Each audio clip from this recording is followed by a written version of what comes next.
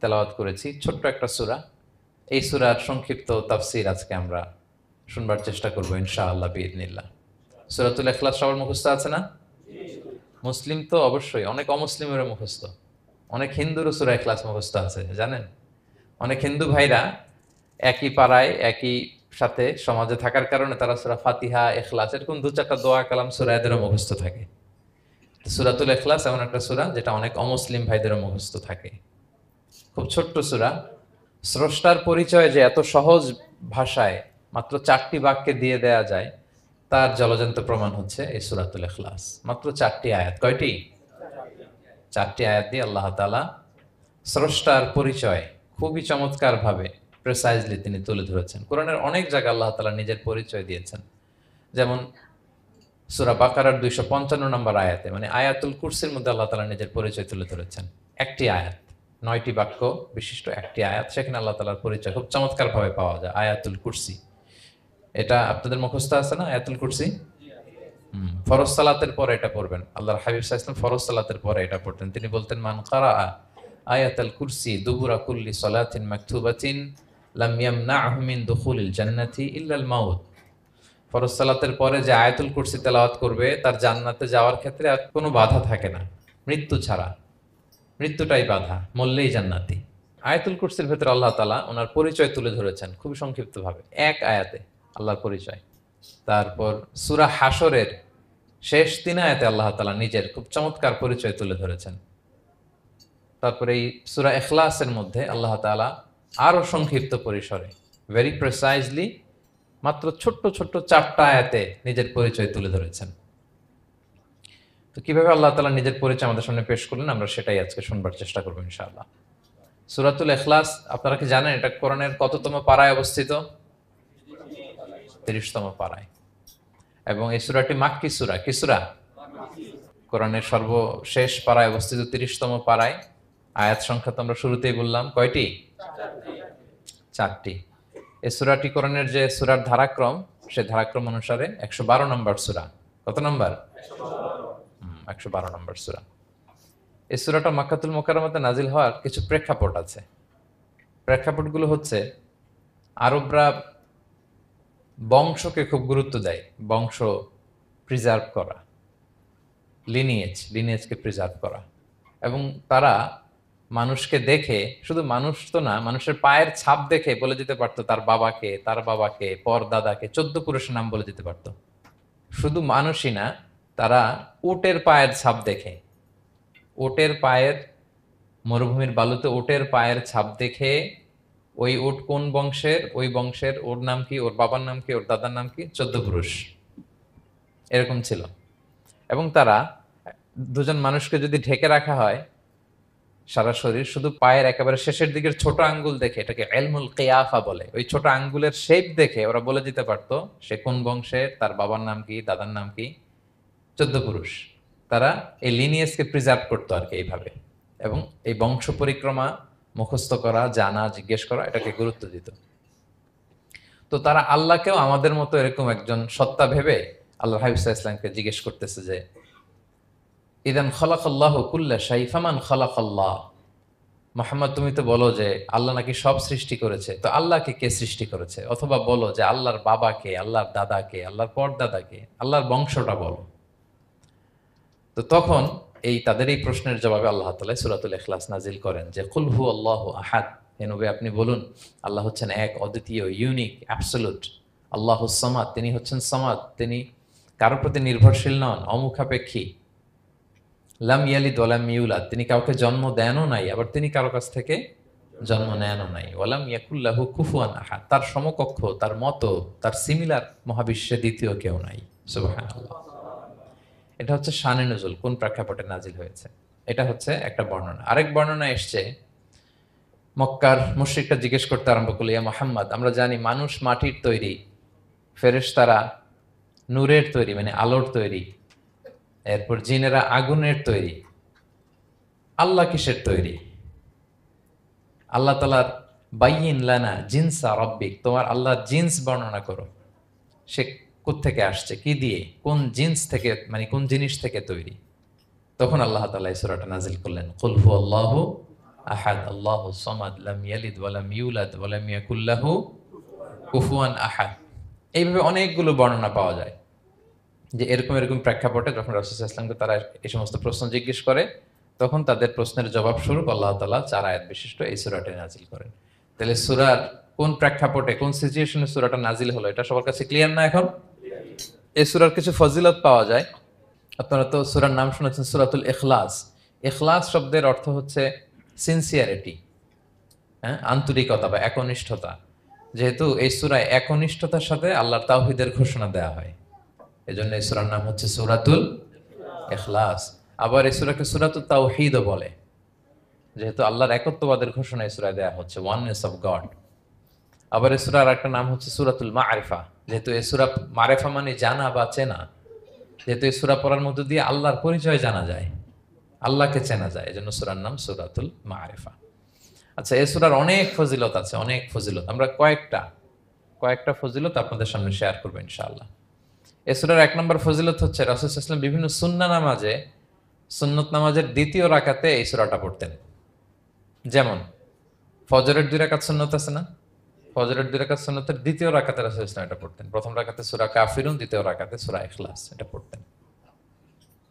মাগরিবের নামাজের যে সুন্নাত, সেই সুন্নাতেরও দ্বিতীয় রাকাতে আল্লাহর হাবিব সাল্লাল্লাহু আলাইহি ওয়াসাল্লাম এই সূরাটা পড়তেন। তাওয়াফ করার পরে 2 রাকাত নামাজ পড়তে হয়, জানেন? ওই 2 রাকাত নামাজে রাসূল সাল্লাল্লাহু আলাইহি ওয়াসাল্লাম প্রথম রাকাতে সূরাতুল কাফিরুন, দ্বিতীয় রাকাতে সূরাতুল ইখলাস পড়তেন। বিতিরের সালাতের শেষ রাকাতে আল্লাহর হাবিব সাল্লাল্লাহু আলাইহি ওয়াসাল্লাম সূরাতুল ইখলাস পড়তেন। এই মর্মে অনেকগুলো হাসান হাদিস আছে।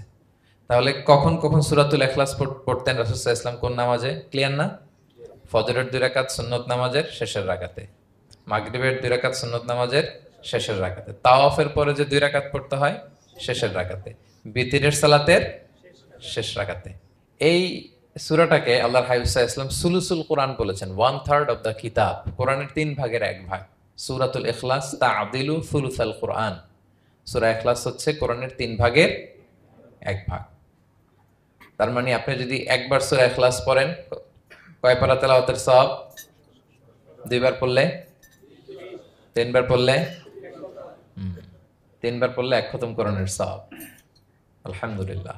কেউ কেউ বলেন যেহেতু আল্লাহর একত্ববাদের কথাবার্তা কোরআনে 1/3 মানে 1/3 জুড়ে আছে, সেহেতু সূরাতুল ইখলাস সুলুসুল কোরআন মানে হচ্ছে যে কোরআনের 3 ভাগের 1 ভাগে আল্লাহ যা নিয়ে কথা বলেছে সূরাতুল ইখলাসের ভিতরেই সেটা সংক্ষেপে চলে আসছে।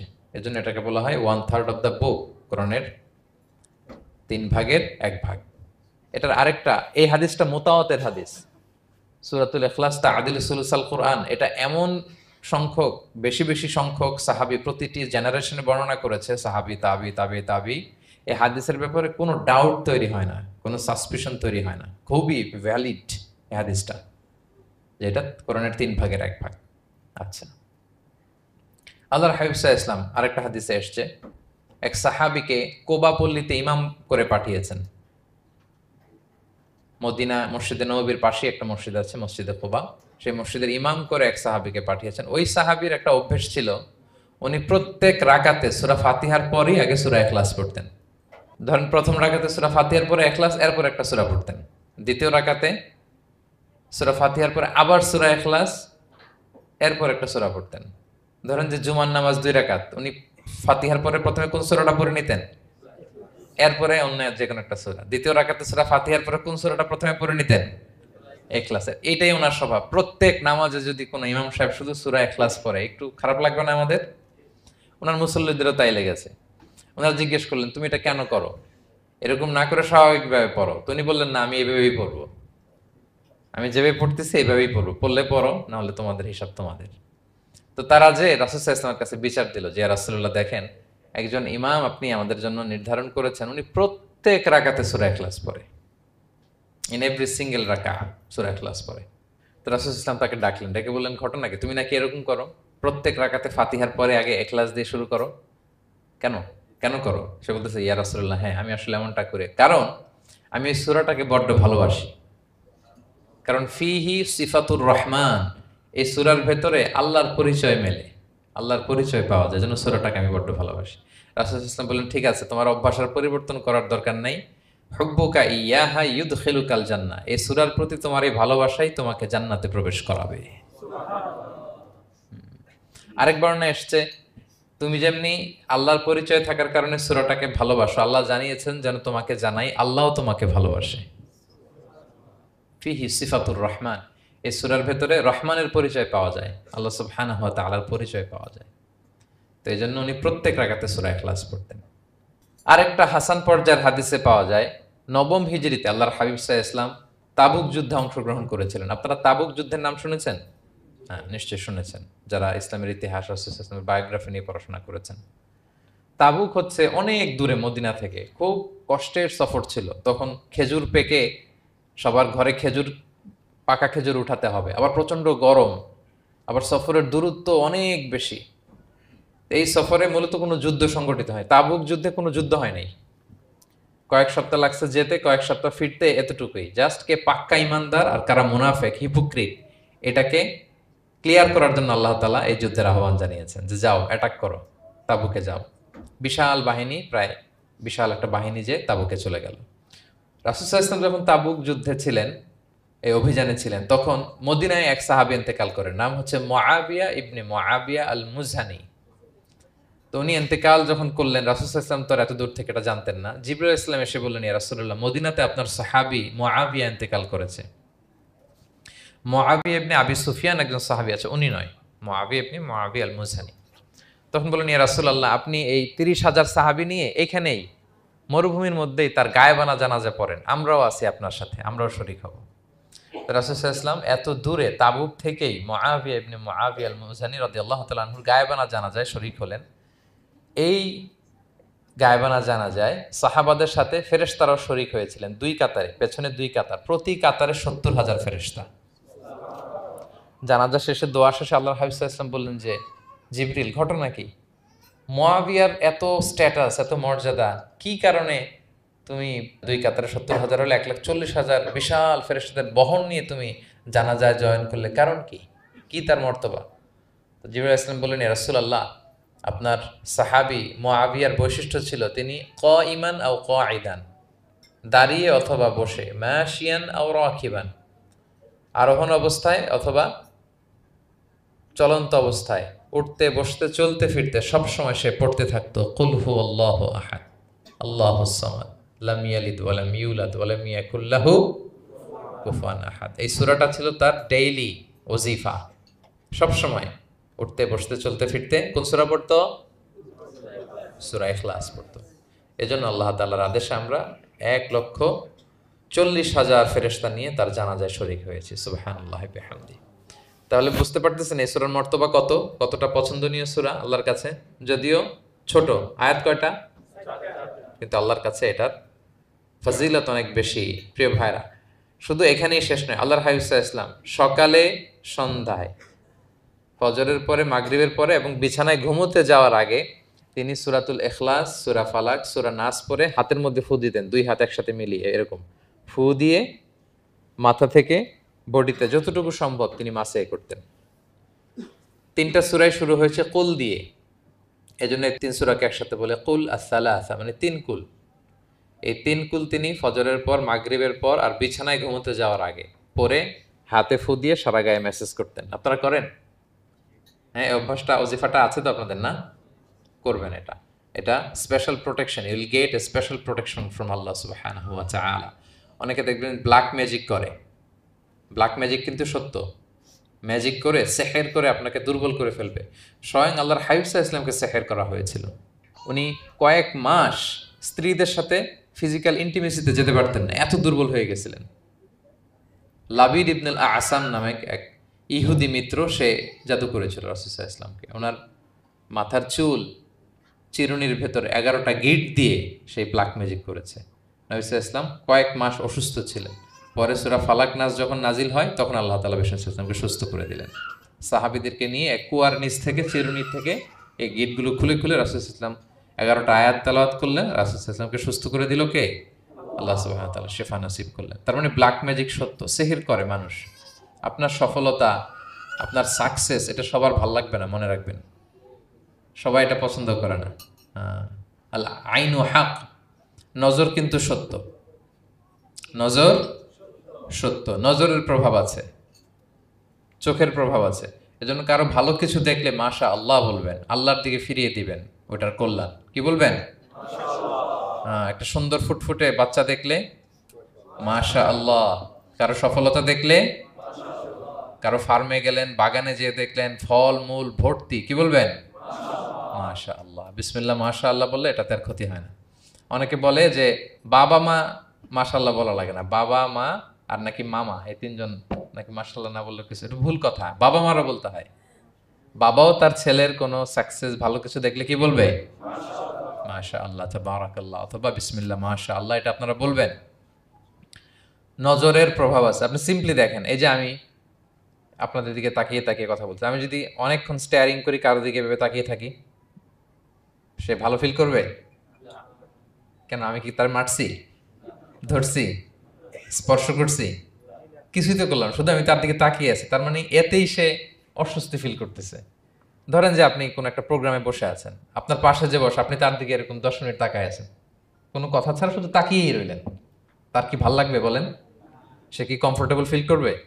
সে ভয় পাবে, সে ভয় পাবে, অস্বস্তি ফিল। আপনি কিছুই করেন নাই, না তাকে টাচ করেছেন, না ধরেছেন, ছুঁয়েছেন, কিন্তু শুধু তাকিয়ে আছেন। দেখেন নজরের কি প্রভাব। আল্লাহ আইনু হাক, নজর সত্যি। এজন্য কারো সাকসেস দেখলে আমরা সবসময় যেন মাশাআল্লাহ বলি। মাশাআল্লাহ ঠোঁটের সাথে মিলিয়ে রাখবেন। ভালো দেখলে কি বলবেন? মাশাআল্লাহ, মাশাআল্লাহ, বিসমিল্লাহ মাশাআল্লাহ, মাশাআল্লাহ তাবারাকাল্লাহ, এটা বলবেন।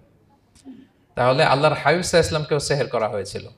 এজন্য এই সেহের থেকে, ব্ল্যাক ম্যাজিক থেকে, আইন মানে জেলাসি, মানুষের নজর দিয়ে যে হিংসা করে, এই জেলাসি থেকে, মিন শাররি হাসিদিন ইযা হাসাদ, হাসাদ থেকে, মিন কুল্লি মাকরুহিন ওয়া শুরুর, এসব ক্যালামিটি, ডিজাস্টার, এগুলো থেকে পানা হিসেবে আপনি এই ওজিফাটা করবেন। 3 কুল, কুল আস-সালাসা, 3 কুল। আমার সাথে সাথে বলেন, কয় কুল? 3 কুল। কি কি? সূরাতুল ইখলাস, সূরা ফালাক, সূরা নাস।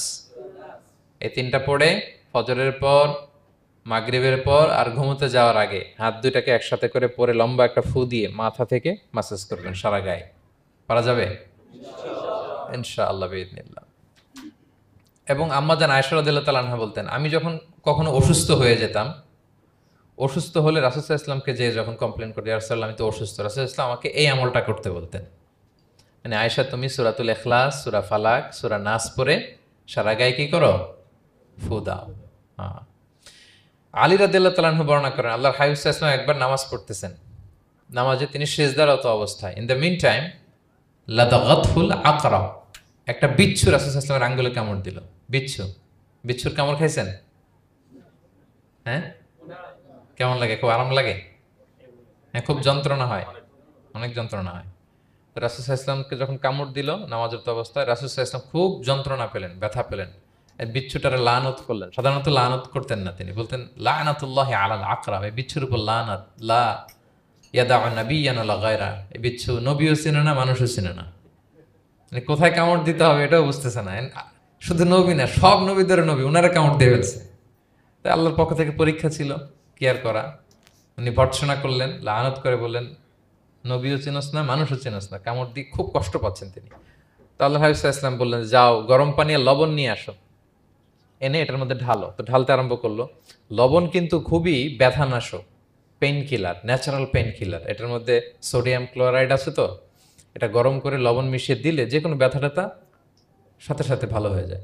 রাসূল ইসলাম বললেন ঢালো। ঢালতেছে, রাসূল ইসলাম পড়তেছেন কুল হুয়াল্লাহু আহাদ আল্লাহুস সামাদ লাম ইয়ালিদ ওয়া লাম ইউলাদ ওয়া লাম ইয়াকুল লাহু কুফুয়ান আহাদ বলে ফু দিচ্ছেন আর ঢালতেছে। ঢালাও শেষ, আঙ্গুলের ব্যথাও শেষ। তাহলে রাসূল সাল্লাল্লাহু আলাইহি ওয়াসাল্লামের একটা চিকিৎসা পদ্ধতি আপনারা জানলেন, তিব্বে নাবাবী, যে সাপ বিচ্ছু কিছু ধ্বংসন করলে ওখানে কুসুম ওয়ার্ম ওয়াটার, লবণ দিয়ে ওয়ার্ম ওয়াটার করে সেখানে ঢালতে হবে। আর কোন সূরা পড়তে হবে? কুল হুয়াল্লাহু আহাদ আল্লাহুস সামাদ লাম ইয়ালিদ ওয়া লাম ইউলাদ ওয়া লাম ইয়াকুল লাহু কুফুয়ান আহাদ, এটা পড়তে হবে। তাহলে এই সূরার ফজিলত কি জানতে পেরেছেন আপনারা? ক্লিয়ার তো না? আমি রিপিট করি, কি কি ফজিলত বললাম। রাসূল সাল্লাল্লাহু আলাইহি ওয়াসাল্লাম ফজরের নামাজের সুন্নাতে, মাগরিবের সুন্নাতে, তাওয়াফের পরের সুন্নাতে, ভিতরের শেষ রাকাতে সূরাতুল ইখলাস পড়তেন। রাসূল সাল্লাল্লাহু আলাইহি ওয়াসাল্লাম সূরাটাকে সুলুসুল কুরআন, 1/3 অফ দ্য কিতাব বলেছেন। কোরআনের কয় ভাগের 1 ভাগ? 3 ভাগের 1 ভাগ। এবং এক সাহাবীর ঘটনা তো শুনলাম, সে সব নামাজে সূরা ইখলাস পড়তো, মুসল্লিরা কমপ্লেন করার পরেও সে পড়লো। রাসূল সাল্লাল্লাহু আলাইহি ওয়াসাল্লাম বললেন, কেন পড়ো? বলে যে ফিহি সিফাতুর রহমান, এই সূরায় আল্লাহর পরিচয় আছে, এই সূরাটা বড্ড ভালো লাগে। তো রাসূল সাল্লাল্লাহু আলাইহি ওয়াসাল্লাম বললেন, এই সূরার প্রতি তোমার ভালো লাগেই তোমাকে জান্নাতে নিয়ে যাবে। আরেক বর্ণনায় যে তুমি যেমনি আল্লাহর কারণে এই সূরাকে ভালোবাসো, আল্লাহও জানিয়েছেন তিনি তোমায় ভালোবাসেন। এরপর মুআবিয়া ইবনে মুআবিয়া আল মুজানির হাদিস শুনলাম, তিনি উঠতে বসতে চলতে ফিরতে সবসময় কোন সূরা পড়তেন? সূরাতুল ইখলাস। ফলে আকাশ থেকে 1,40,000 ফেরেশতা এসে দুই কাতারে 70,000 করে ওনার গায়েবানা জানাজায় অংশগ্রহণ করেছেন। এবার বলেন, এটাকে আপনারা কি ওয়াজিফা বানাবেন? হ্যাঁ, বানাবেন ডেইলি ওয়াজিফা? মেক ইট ইউর ডেইলি ওয়াজিফা। রিসাইট সূরাতুল ইখলাস every day, specially in the morning and evening. তাহলে সূরার ইন্ট্রোডাক্টরি ডিসকাশন শেষ, নাজিলের প্রেক্ষাপট শেষ, ফজিলত শেষ। এবার আমরা সূরায় ঢুকে যাই। কি বলেন? আউযু বিল্লাহি মিনাশ শাইতানির রাজিম, বিসমিল্লাহির রহমানির রহিম। বিতাড়িত শয়তান থেকে আল্লাহর কাছে পানাহ চাই, পরম করুণাময় অসীম দয়ালু আল্লাহর নামে শুরু করছি। আল্লাহ বলছেন, কুল হুয়াল্লাহু আহাদ। হে নবী আপনি বলুন, ওই যে বারবার প্রশ্ন করে, বাইয়িন লানা জিনসা রাব্বিক, তোমার আল্লাহ কি দিয়ে তৈরি? আল্লাহ কি স্বর্ণের তৈরি, না রূপার তৈরি, না কাঠের তৈরি? এভাবেই লিটারালি বলতেছে, আহুয়া মিন যাহাব আও ফিদ্দা আও মিন খাশাব। মুহাম্মদ তোমার আল্লাহ কি স্বর্ণের, না রূপার, না কাঠের? আল্লাহ বলেন, নবী আপনি এটা বলেন। কুল, নবী আপনি বলুন, হুয়াল্লাহু আহাদ, আল্লাহ হচ্ছে এক। তোমরা যেরকম আল্লাহকে ভাবো, আল্লাহ আসলে ওই রকম নয়। আল্লাহর সত্তাটা আমাদের মতো নয়, সৃষ্টিগত সত্তার মতো নয়। আমরা এটাতে প্রায় ভুল করে ফেলি। অনেকে এমন এমন প্রশ্ন করি আল্লাহর সাথে, মনে হয় যেন আল্লাহ আমার একেবারে, আমরা নিজেরা নিজেরা যেরকম ওই রকম। কিন্তু স্রষ্টা যে সৃষ্টি জগতের অনেক ঊর্ধ্বে, এটা আমরা বুঝি না। তিনি সময়ের ঊর্ধ্বে, তিনি স্থানের ঊর্ধ্বে, তিনি কালের ঊর্ধ্বে, সবকিছুর ঊর্ধ্বে। যেমন আমাদের 3টা কাল আছে, হ্যাঁ, অতীত, তারপর বর্তমান, যেটাকে ধরা যায় না, প্রতি সেকেন্ডে, ন্যানো সেকেন্ডে এটা অতীত হয়ে যাচ্ছে। আর যেটা সামনে ঘটবে এটা কি? ফিউচার, ভবিষ্যৎ। তা আল্লাহরও কি এরকম অতীত বর্তমান ভবিষ্যৎ আছে? সময়টা আমাদের জন্য, উনি তো সময়ের স্রষ্টা, ওনার সাথে আপনি সময় সেট করতে পারবেন না, উনি সময়ের ঊর্ধ্বে।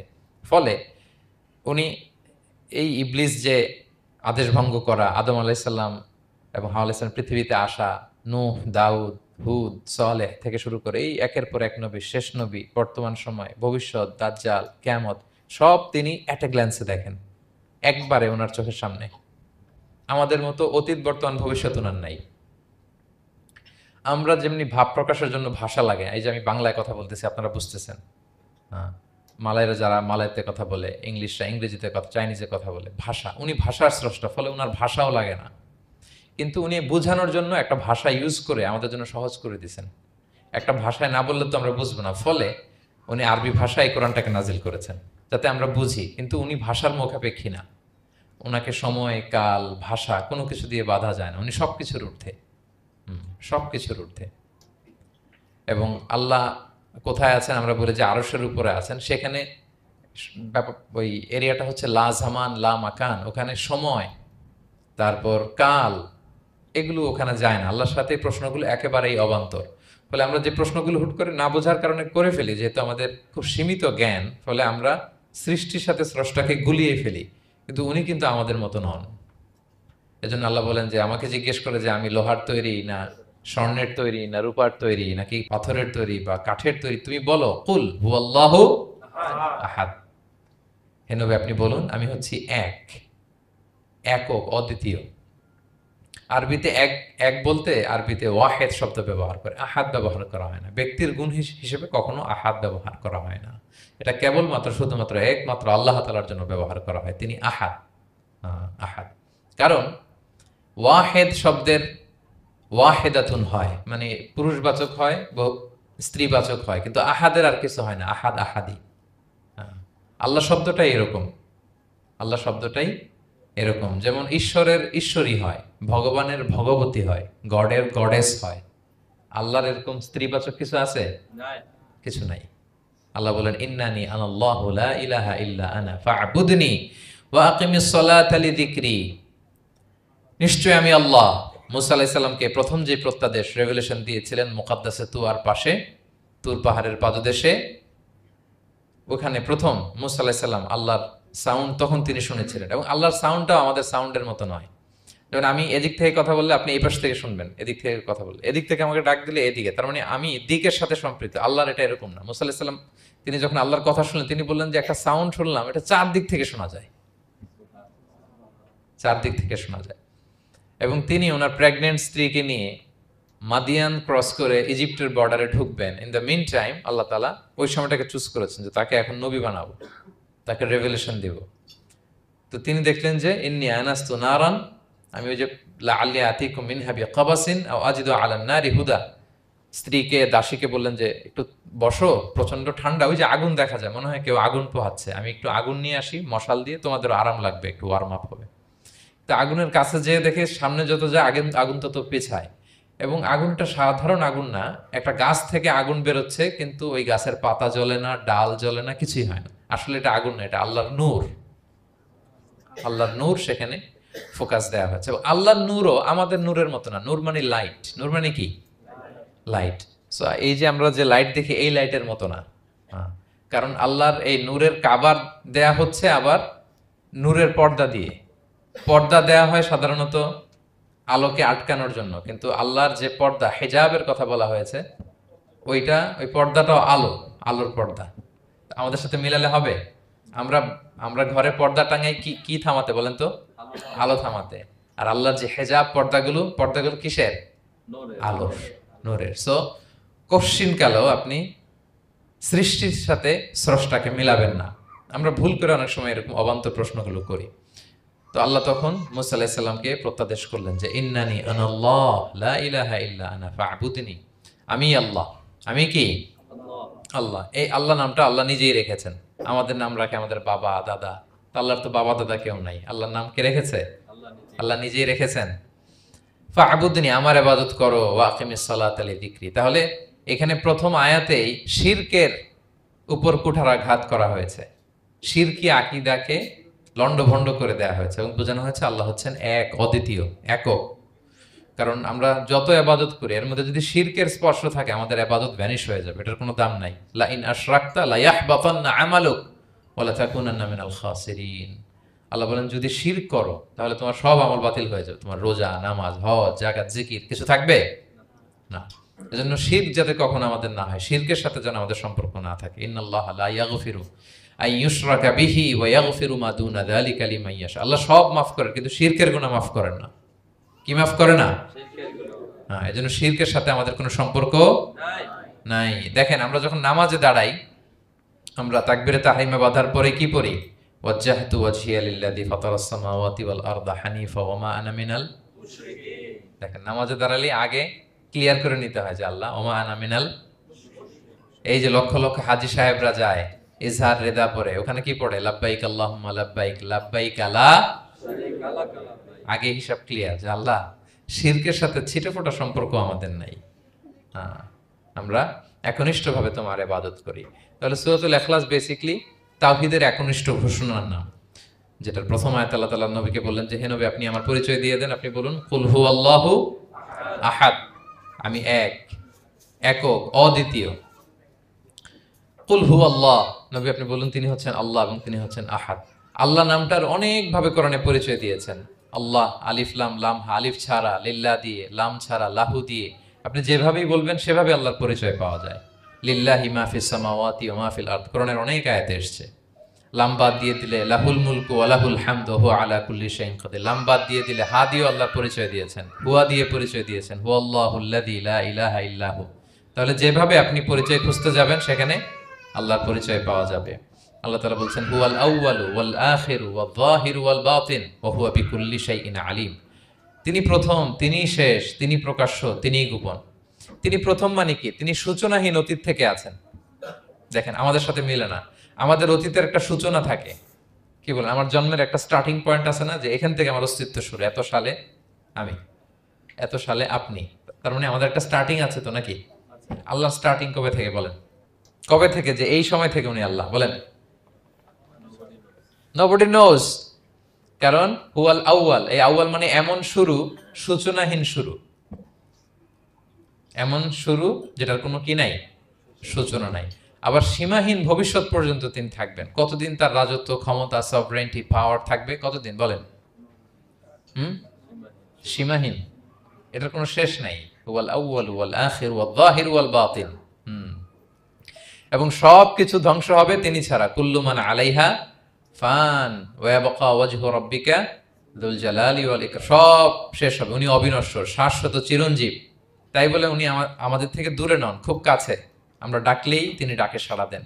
আমাদের সবকিছু তিনি দেখেন, অবজার্ভ করেন, মনিটর করেন। ওয়া নাহনু আকরাবু ইলাইহি মিন হাবলিল ওয়ারিদ। আমাদের এখানে একটা রগ থাকে, এই রগেরও কাছে, তার মানে খুব কাছে, খুব কাছে। আমরা তাকে না দেখলেও তিনি আমাদের দেখেন। লা তুদরিকুহুল আবসার ওয়া হুয়া ইউদরিকুল আবসার ওয়া হুয়াল লাতীফুল খবীর। কোনো চোখ তাকে দেখে না, কোনো দৃষ্টি তাকে আয়ত্ত করতে পারে না, কিন্তু সকল দৃষ্টিকে তিনি আয়ত্তে রাখেন। সুবহানাল্লাহ। এভাবে আল্লাহ তাআলা খুব প্রিসাইজলি 4টা আয়াত দিয়ে নিজের পরিচয় দিয়েছেন। কুল হুয়াল্লাহু আহাদ। হে নবী, আপনি বলুন তিনি আল্লাহ, তিনি অদ্বিতীয়। বাংলারও অনেক সীমাবদ্ধতার ফলে আমাকে এক, একক এগুলো ইউজ করা লাগতেছে, কিন্তু আল্লাহর আহাদ বোঝাতে যে এক, একক, এটা যথেষ্ট না। এটা আমার লিমিটেশন, আমাদের লিমিটেশন, ভাষার লিমিটেশন। কিছু দিয়ে তো আমার অডিয়েন্সকে বা আমাদের বুঝতে হবে দ্য এসেন্স অফ গড। এজন্য আমরা বলি এক, একক, অদ্বিতীয়। অদ্বিতীয়টা খুব অনেকটাই পারফেক্ট। তাহলে তিনি হচ্ছেন আহাদ, এবং এই আহাদের লেসন দেওয়ার জন্য সব নবীরা এসেছে। সব নবীরা একই কথা বলেছেন, আদম আলাইহিস সালাম থেকে শুরু করে বিষ্ণু ইসলাম পর্যন্ত একই কথা বলেছেন যে ইয়া কওমি ইবুদুল্লাহ মা লাকুম মিন ইলাহিন গায়রু আফালা তাআকিলুন। হে আমার জনপদের লোকেরা, কি হলো তোমরা এত কিছুর ইবাদত করো, দাসত্ব করো, তোমরা ইবাদত করবে এক সত্তার, তিনি কে? মা লাকুম মিন ইলাহিন গায়রু, তিনি ছাড়া কোনো ইলাহ তোমাদের নেই। তাহলে এই যে ওয়াননেস অফ গড, স্রষ্টা যে একজন, এই কনসেপ্টটাকে ক্লিয়ার করবার জন্যই এত এত নবীরা পৃথিবীতে হাজির হয়েছেন। তাহলে আল্লাহর চমৎকার একটা নাম জানলাম আমরা, আহাদ। কি নাম? মজার ব্যাপার হচ্ছে এই নাম কোরআনে আর কোথাও নাই। আহাদুন শব্দ যেটা আছে এটা অন্য অর্থে, এক, এক অর্থে আর কি। কিন্তু আল্লাহর আহাদ কোরআনে শুধু এই সূরাতেই এসেছে। আল্লাহর আহাদ নামটা শুধু এই সূরাতেই এসেছে। আহাদ, আহাদ।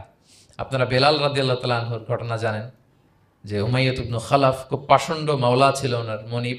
এমন কোনো অত্যাচার নাই যে ঈমান আনার কারণে বেলাল রাদিয়াল্লাহু তাআলা আনহুর উপর করা হয় নাই। পিটানো, চাবুক মারা, টানা হেচড়া করা, উত্তপ্ত মরুভূমিতে। যারা হজ উমরা করতে গিয়েছেন তারা তো দেখেছেন মরুভূমির বালু, ওখানে কত গরম, চাল ছেড়ে দিলে মুড়ি হয়ে যাবে, খই হয়ে যাবে। ওই উত্তপ্ত গরম বালুতে বেলাল রাদিয়াল্লাহু তাআলা আনহুকে শুইয়ে পেটের উপরে পাথর রেখে দেওয়া হয়েছিল। তখন তিনি আল্লাহর একত্ববাদের ঘোষণা এই শব্দটা দিয়ে করেছেন। অস্ফুট কণ্ঠে উনি বারবার বলছিলেন আহাদ, আহাদ, আহাদুন, আহাদ। তো আল্লাহ তাআলার এই নামটা, আহাদ নামটা, এই সূরা ছাড়া কোরআনের অন্য কোথাও আসেনি। তাহলে প্রথম আয়াতটা কি? কুল হুয়াল্লাহু। হে নবী, তারা জিজ্ঞেস করে আমার বংশ কি, বাপদাদা কই, কাঠের না মাটির না লোহার না সোনার? আপনি বলুন কুল হুয়াল্লাহু, তিনি এক, অদ্বিতীয়। আল্লাহুস সামাদ, তিনি হচ্ছেন সামাদ। আল্লাহর আরেকটা নাম আস-সামাদ। আল্লাহুস সামাদ। সামাদ শব্দের অনেকগুলো অর্থ পাওয়া যায়। সামাদের একটা মিনিং হচ্ছে যার উপরে আর কারো কোনো স্ট্যাটাস বা মর্যাদা নাই। আরবিতে বলে মানতাহা ইলাইহি সুগদাদু ওয়া শারাফ। মর্যাদা, স্ট্যাটাস যত শীর্ষে, পিকে যেতে পারে, ওইটার নাম হচ্ছে সামাদ, এর উপরে নাই। সামাদের আরেকটা অর্থ হচ্ছে যে পরনির্ভরশীল নয়, মানে তার কারো উপর নির্ভর করা লাগে না, সে স্বয়ংসম্পূর্ণ। আচ্ছা, পৃথিবীতে এমন কারো নাম বলেন তো যে কোনো দিন কোনো কিছুতে কোনো কাজে অন্যের মুখাপেক্ষী হওয়া লাগে নাই, সে একা একা আত্মনির্ভরশীল, স্বয়ংসম্পূর্ণ। এরকম একজনের নাম বলেন, আছে? কেউ নাই।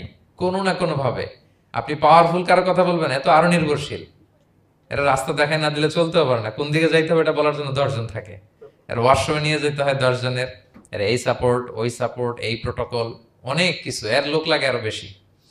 তার মানে সাহায্য ছাড়া চলতে পারে এমন কোন সত্তা পৃথিবীতে নাই। একটা সত্তা যার কারো কোনো সাহায্য লাগে না, যার কারোর প্রতি কোনো নির্ভরতা নাই, কারো কাছে ঠেকা নাই, গোটা বিশ্ব তার কাছে ঠেকা। তিনি কে? তার নাম সামাদ। তার নাম কি? আল্লাহুস সামাদ। অমুখাপেক্ষী, অ্যাবসলিউটলি ইন্ডিপেন্ডেন্ট। কখনো কোনো কাজে তার কারো কাছে যেতে হয় না, কারো উপর ভরসা করতে হয় না, কারো প্রতি তার কোনো ঠেকা নাই। সব গোটা দুনিয়া তার কাছে ঠেকা, তার কাছে ফরিয়াদ করে, তার দিকে ঝুঁকে পড়ে আসতে বাধ্য, ওই সত্তার নাম হচ্ছে সমাদ। সমাদ ক্লিয়ার সবার কাছে? আল্লাহ তাআলা বলছেন ইয়া আইয়ুহান নাসু আনতুমুল ফুকারাউ ইলাল্লাহ ওয়াল্লাহু হুয়াল গনিয়ুল হামিদ। ওহে মানুষেরা, তোমরা হচ্ছে ফকির। ফকির বিমানা মুফতাকির ইলাল্লাহ, মানে মুখাপেক্ষী কার দিকে? ফুকারা ইলাল্লাহ আল্লাহু হুয়াল গনিয়ুল হামিদ। কিন্তু আল্লাহ কারো প্রতি মুখাপেক্ষী নন। গানি, তিনি প্রাচুর্যশীল, হামিদ, সপ্রশংসিত। সবাই তার কাছে ফরিয়াদ করে, তিনি কারো কাছে ফরিয়াদ, সবাই তার কাছে চায়, তিনি কারো কাছে চাওয়া লাগে না, সবাই তার কাছে মুখাপেক্ষী, তিনি কারো প্রতি মুখাপেক্ষী। তার নাম সমাদ। তার নাম কি? তাহলে সমাদ ক্লিয়ার। হ্যাঁ, লাম ইয়ালিদ ওয়ালাম ইউলাদ। লাম ইয়ালিদ, তিনি কাউকে জন্ম দেননি। ওয়ালাম ইউলাদ, তিনি নিজেও জন্ম নেন নাই। সুবহানাল্লাহ, দেখেন কত সহজে পরিচয়। তিনি কাউরে জন্ম দেনও নাই, জন্ম নেনও নাই। সুবহানাল্লাহ, আমাদের ধর্ম যে কত সুন্দর। এক আল্লাহর দিকে আমাদেরকে রেফার করা হয়েছে। অন্যান্য ধর্মের দিকে দেখেন কি আজীব কথা। খ্রিস্ট ধর্মে বলে আদম আলাইহিস সালাম পাপ করছে, ওই পাপের কারণে আমরা সবাই নাকি পাপী, জন্মাইলেই নাকি পাপী। ইসলাম বলে আমরা জন্মগ্রহণ করি মাসুম অবস্থায়, নিষ্পাপ। কিন্তু খ্রিস্টানরা কি বলে? আমরা পাপ নিয়ে জন্মাই, ফলে খোদার ছেলের দুনিয়াতে আসা লাগছে, এসে সবার পাপ নিজের কাঁধে নিয়ে শুলে চড়ছে, এরপরে খোদার সাথে যে বসে আছে। এটা হচ্ছে খ্রিস্ট ধর্মের কথা। অন্যান্য অনেক ধর্মে দেখেন ল্যাংটা বাবার কাছে যে মাথা নোয়াতে হয়। এরকম অনেক ধর্ম দেখছেন যে লোকটার চুলে জট বাঁধা, দাড়িতে জট বাঁধা, একেবারে উলঙ্গ, তার কাছে যে সবাই এরকম হাত পাতে। দেখছেন? দেখেন না আপনারা? নাকি শুধু আমি একাই দেখলাম? দেখছেন সবাই? আছে, কিন্তু আমি ধর্মের নাম বলতেছি না, কোনো ধর্মকে ছোট করা যাবে না, কিন্তু এরকম আছে। তো দেখেন কি সমস্ত অদ্ভুত নিয়ম কানুন। আগুন নিয়ে ওইখানে দৌড়াইতে হয়, এই করতে হয়, কিন্তু আমাদের এক সত্তার কাছে আমরা চাই। কোনো ভায়া লাগে না, মিডিয়েটর লাগে না, মধ্যস্থতাকারী লাগে না। আল্লাহ বলে ডাকার সাথে সাথে তিনি ডাকে সাড়া দেন। লাম ইয়ালিদ ওয়া লাম ইয়াকুল লাহু, জন্ম দেনও নাই, জন্ম নেনও নাই। মুশরিকরা বলতো আল মালাইকাতু বানাতুল্লাহ, তারা বলতো ফেরেশতারা নাকি আল্লাহর মেয়ে। নাউজুবিল্লাহ। ওয়া ক্বালাতিল ইয়াহুদু উযাইরুন ইবনুল্লাহ, ইহুদিরা বলতো উযাইর আলাইহিস সালাম আল্লাহর ছেলে। ওয়া ক্বালাতিন নাসারা আল মাসীহ ইবনুল্লাহ, আর খ্রিস্টানরা বলে ঈসা মাসীহ, ঈসা আলাইহিস সালাম উনি নাকি আল্লাহর ছেলে। নাউজুবিল্লাহ। আল্লাহ সবগুলো ভ্রান্ত ধারণার কবর রচনা করেছেন এই আয়াত দিয়ে। লাম ইয়ালিদ ওয়া লাম না না, এগুলো ভুল। ক্লিয়ার কাট শুনে রাখো, কান খাড়া করে জেনে রাখো। লাম ইয়ালিদ ওয়া লাম ইউলাদ, তিনি কাউকে জন্ম দেনও নাই, তিনি কারো কাছ থেকে জন্ম নেনও নাই। ইমাম আবু বকর আল বাকিল্লানি একজন বড়, অনেক বড় একজন দার্শনিক ছিলেন এবং তর্কবাগীশ ছিলেন, ইরাকের। নাম শুনেছেন কেউ? আবু বকর আল বাকিল্লানি। তো উনি কারোর সাথে তর্ক লাগলে উনি খ্রিস্ট ধর্মের কত লোককে যে শাহাদা পড়াইছেন ওনার এই যৌক্তিক আলোচনা দিয়ে, তর্ক দিয়ে। সুবহানাল্লাহ। এক খ্রিস্টান পাদ্রী ওনারে প্রশ্ন করলো, তোমরা মুসলমানরা খুব রেসিস্ট। উনি বললেন কেন?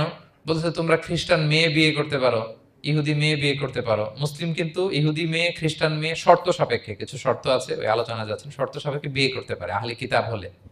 কিন্তু কোন খ্রিস্টানরা মুসলিম মেয়ে আমাদের মেয়েদেরকে বিয়ে করতে পারবে না, কোন ইহুদি আমাদের মেয়েকে বিয়ে করতে পারবে না। তো বলে তোমরা খুব রেসিস্ট, তোমরা আমাদের মেয়ে না, ওকে তোমাদের মেয়ে আমাদেরকে দাও না।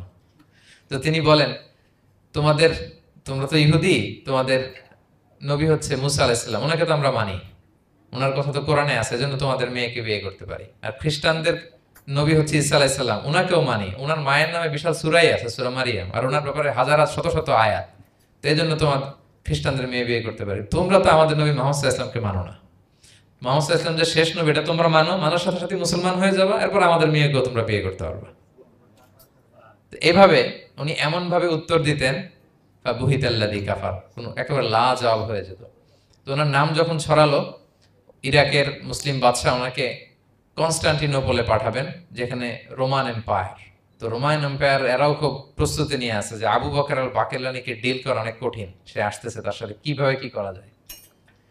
তো আপনারা জানেন যে খ্রিস্ট সমাজের নিয়ম হচ্ছে রাজার দরবারে ঢুকতে গেলে কুর্নিশ করে ঢোকা লাগে। কি করে? মাথা নত করে, এরকম নিচের দিকে করে রূপুর মতো করে এরপরে ঢোকা লাগে। তো এখন তারা প্ল্যান করতেছে যে আবু বকর বাকেল্লানি তো জীবনে আমার কুর্নিশ করবে না, এটা তো আমার জন্য অপমান হয়ে যাবে, কি করা যায় কি করা যায়। তো রাজার এক বড় উজির সে প্ল্যান করলো, একটা কাজ করেন, রাজ দরবারে তাকে যখন ঢুকানো হবে তার জন্য একটা স্পেশাল গেট বানানো হবে, দরজাটা ফুল হবে না, হাফ হবে, অর্ধেক। তো অর্ধেক দরজা দিয়ে যখন সে ঢুকবে সে তো বাধ্য মাথা নিচু করে ঢুকতে হবে, তাহলে রুকু হয়ে গেল, কুর্নিশ আপনাদের দেওয়া হয়ে গেল। বলে এই তো চমৎকার বুদ্ধি, ঠিক আছে একটা ছোট্ট দরজা বানাও। তো বানাইছে। উনি যখন কনস্টান্টিনোপলে পৌঁছলেন, ওনাকে নিয়ে আসালো রাজদরবার, বলতেছে এটা দিয়ে ঢুকতে হবে আমাদের, সবার ঢুকেন। তো সবাই এরকম মাথা নিচু নিচু করে ঢুকছে। উনি দেখেই বুঝছে এটা তো কৌশল করছে আমার সাথে। তো উনি মাথা নিচু করছেন, কিন্তু এমনি না, উল্টা উল্টা হয়ে উনি মাথাটা পিছনে দিয়ে, বুঝতে পারছেন, উনি অ্যাবাউট টার্ন হয়ে ঢুকতে তো হবে, পিঠটারে রাজার দিকে দিয়ে, নিতম্বটাকে রাজার দিকে দিয়ে, তারপরে উনি রুকু দিছে, উল্টা রুকু। তো এক হিসেবে কুর্নিশ মানে বরং আরো রাজাকে কি হয়েছে, ইনসাল্ট করা হয়েছে। রাজা তো রেগে মেগে আগুন। সবাই রাজা বলতেছে জানতাম ও এরকম কিছু একটা করবে। মানে এমন ভাবে উনি বুদ্ধি বের করে ওনাকে, ওনার সাথে আর পারা যায়। কেন ওনার কথা আনলাম এই জন্য, সেখানে যেও উনি পুরো রাজ দরবারকে তাক লাগিয়ে দিলেন এইভাবে। উনি দেখেন যে কনস্টান্টিনোপলের রোমান এম্পায়ারের পাশে পোপ বসা। পোপ চেনেন তো, মানে তৎকালীন খ্রিস্টান সবচেয়ে বড় পাদ্রী। তিনি যে বলতেছে কাইফা হালুক ইয়া কাহানাতুল মা'বাদ ও কাইফাল আহল ও কাইফাল আওলাদ, যে বলতেছে আরে সম্মানিত পোপ আপনি কেমন আছেন, আপনার বউ কেমন আছে, আপনার সন্তান কেমন আছে।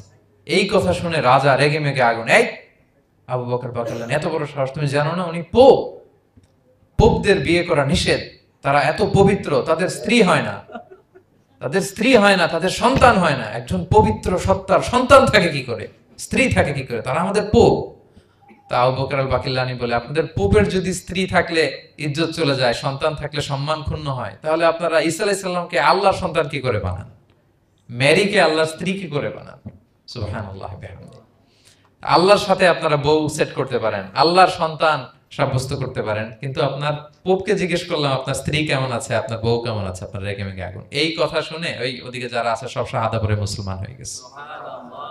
এরকম অনেক লোক ওনার বুদ্ধিমত্তা দেখে শাহাদা পড়ে পড়ে মুসলমান হয়ে গিয়েছে।